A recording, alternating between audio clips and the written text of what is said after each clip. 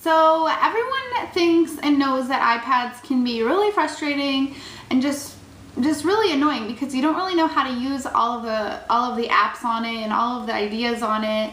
And that was definitely a problem that I had. I have an iPad and I was always really frustrated because I didn't know how to use everything on it, and I saw all my friends using them, and just really understanding how to use it, and I didn't know how to use it very well. I knew a few things but not a lot.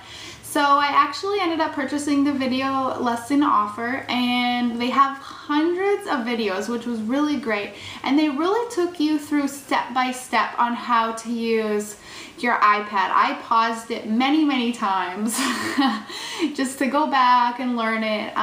It only took like about 10 minutes to watch one of the videos, and I just did that every morning during breakfast. So this video lesson offer really did help me out a lot. I'm really thankful that I purchased it. Now I know how to use it better than all my friends. So I highly recommend purchasing this. It helped me. I know it will help you too.